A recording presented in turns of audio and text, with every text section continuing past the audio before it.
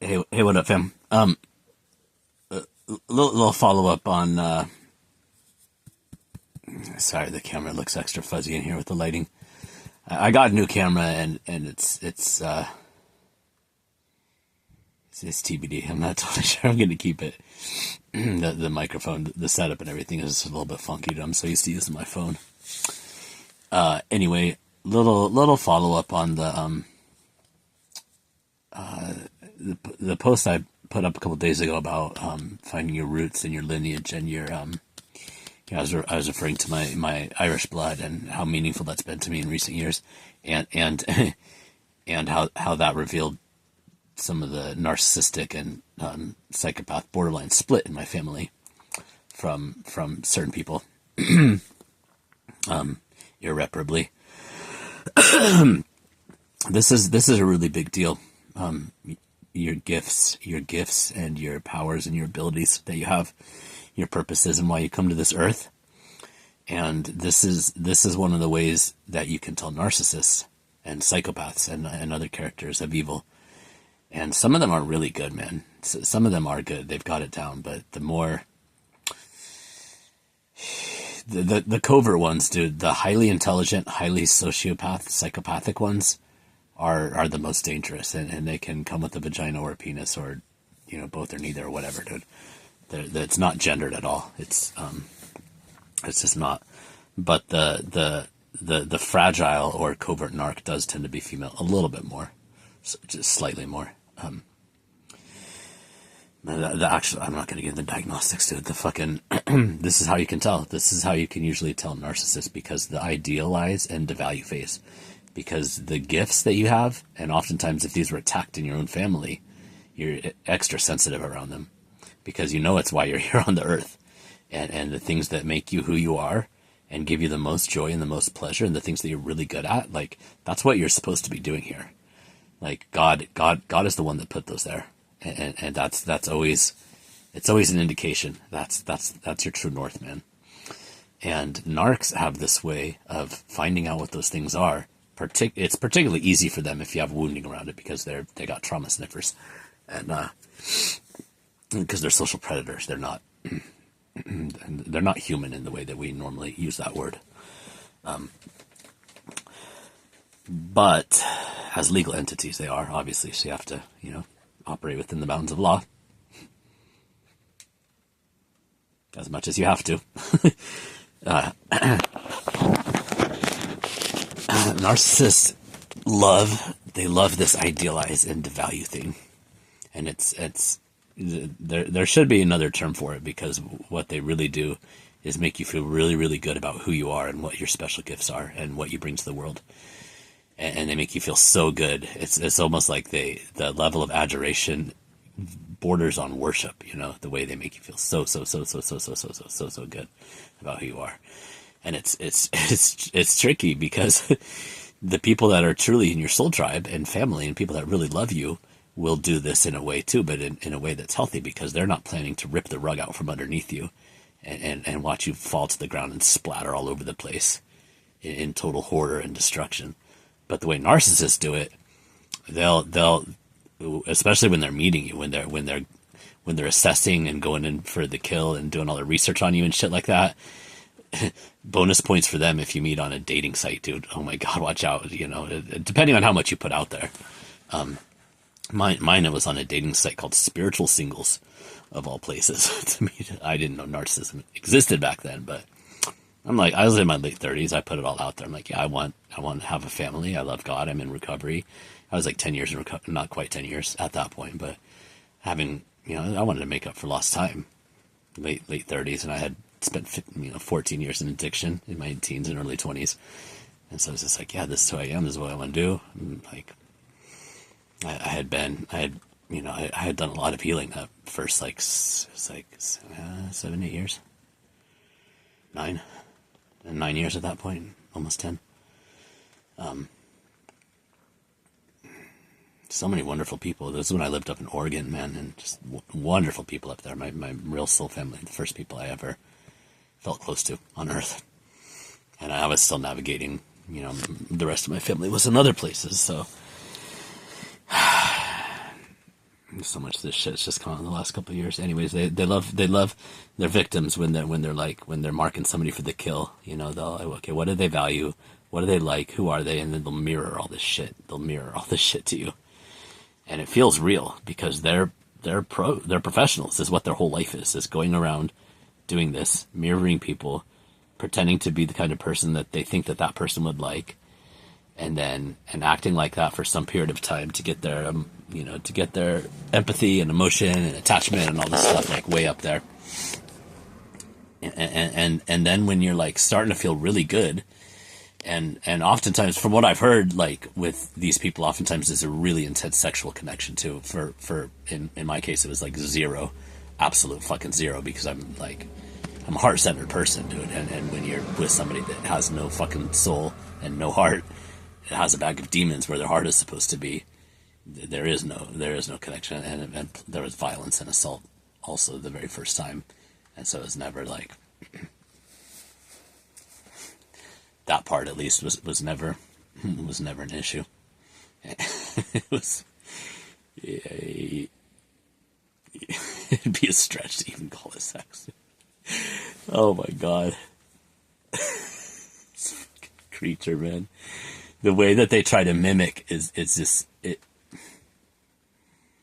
In retrospect, it's fucking hilarious, man. But when you're in it, it's absolute horror show. It's like Blair Witch Project meets Saw in psychology and spiritual and emotional terms. So can't imagine that these fucking people exist. They're out there. It's just like, and that's literally how it's what they feed off of. They're soul vampires. And they feed off of people's intensity of emotion, even if that's negative emotion and horror and people's lives coming apart, dude. That's what they love, dude. Chaos and destruction. It's so fucking dumb, dude. Oh my god, they're fucking dumb. But anyways, it's not fun when you're first going through it, or if you've spent your whole life in various forms of this and you don't know any better. Like for me, there were times and seasons of like health and expansion and healing, especially once I got into recovery and moved cross country away from all of my family on both sides.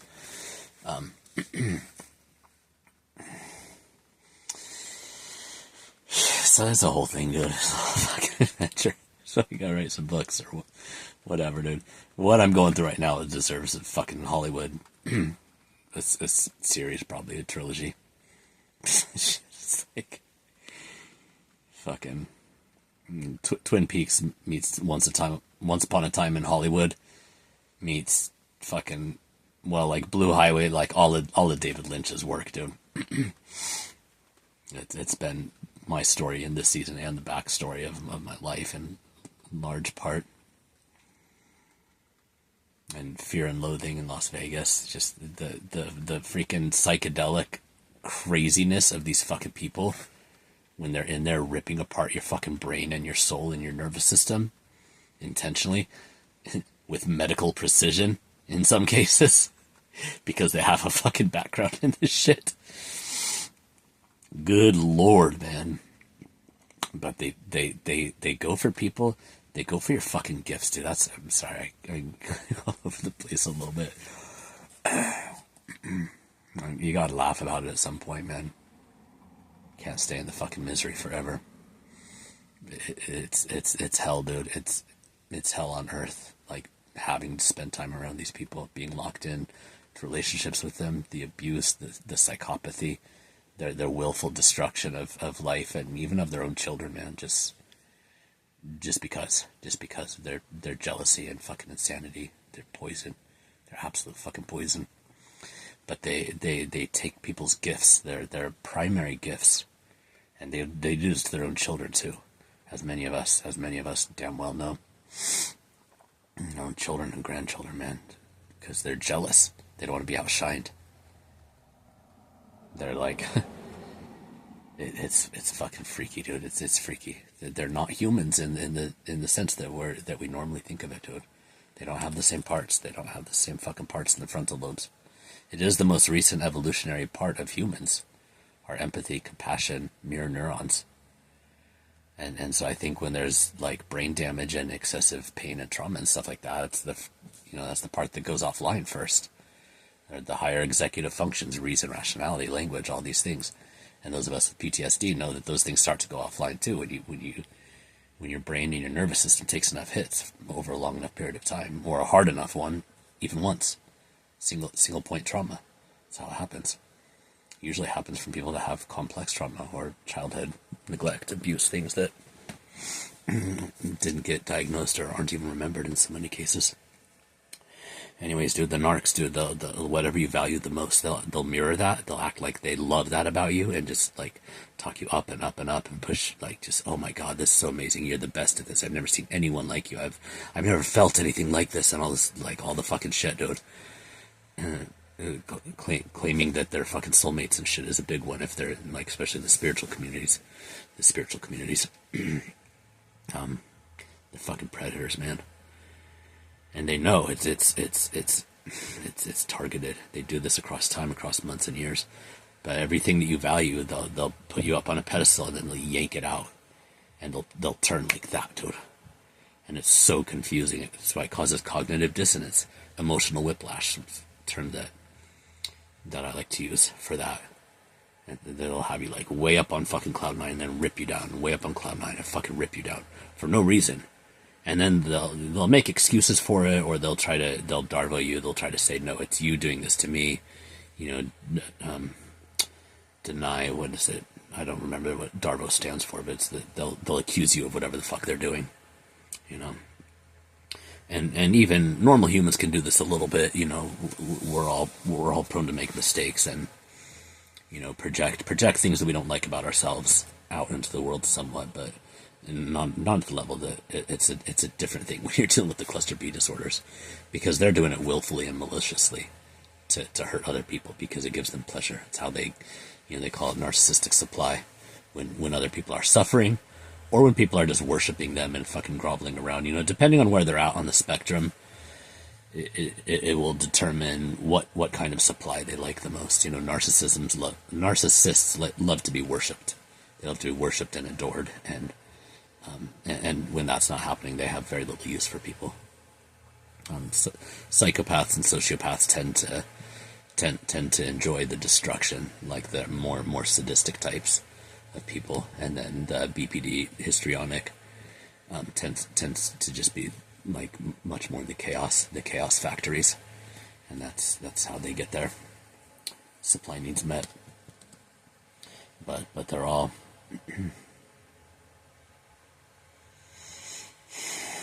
it's fucking gnarly, man. It's fucking gnarly shit.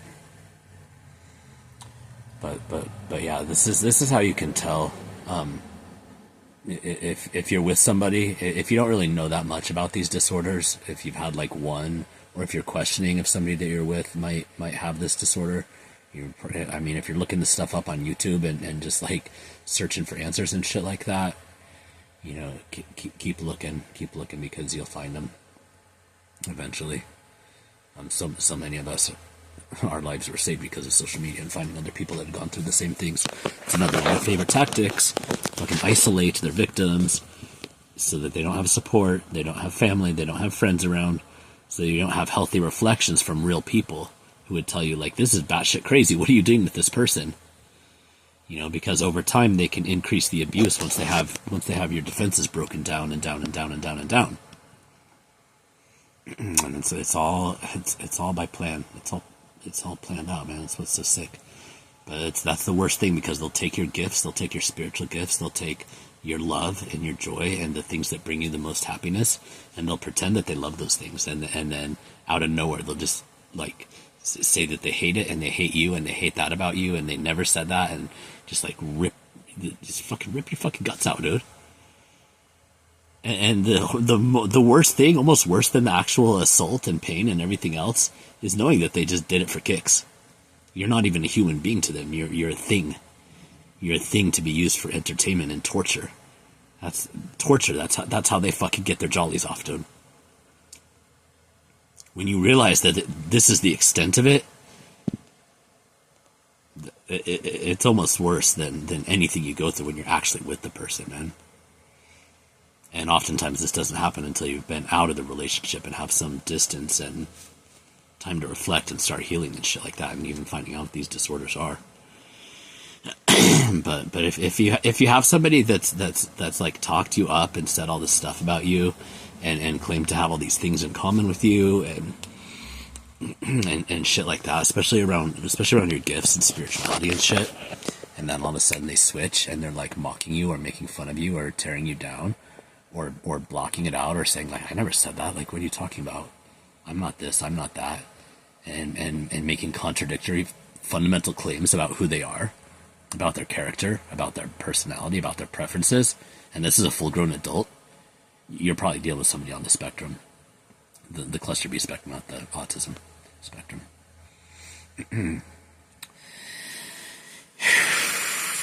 the disorders of the conscience, dude, and all their gory and nasty fucking flavors. So watch out for that. Watch out for that. I was just thinking about that. Sorry, this got way longer than I intended, but I was thinking about that because of the I was talking about the gifts of the Irish and tapping back into my roots and some of that.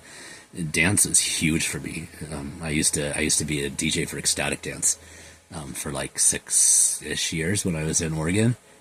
The joy of my fucking life and the cornerstone of my recovery before I got sick with Lyme disease and couldn't dance, couldn't move, couldn't exercise, couldn't do fucking anything anymore.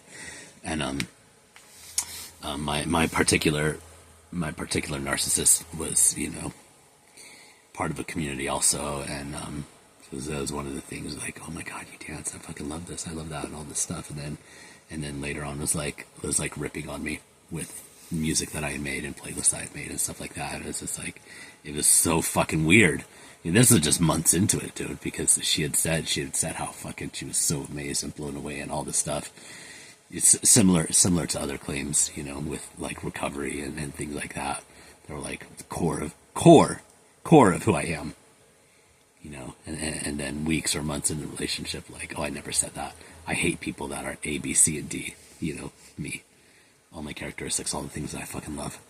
And then it's back and forth in the cognitive dissonance and the emotional whiplash. These things are intended to break down your psyche into a million shattered little slivers of fucking that there's no way to put them back together.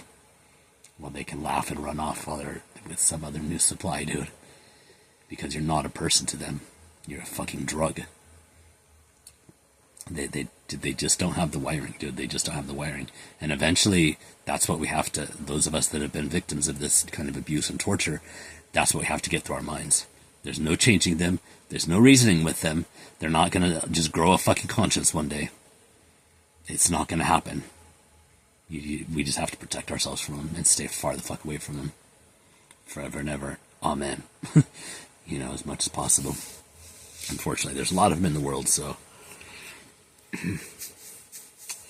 going absolutely no contact is I mean, with the particular ones in your life, yeah, do that wherever possible, but out in the world, they're like between 12 and 15% of the population, so everything from these toxic asshole pieces of shit that you run into, throughout the day, to psychopaths and maniacs that are like doing the actual things like that you see in movies, like that we've seen the top leadership of the country has been up to for decades now.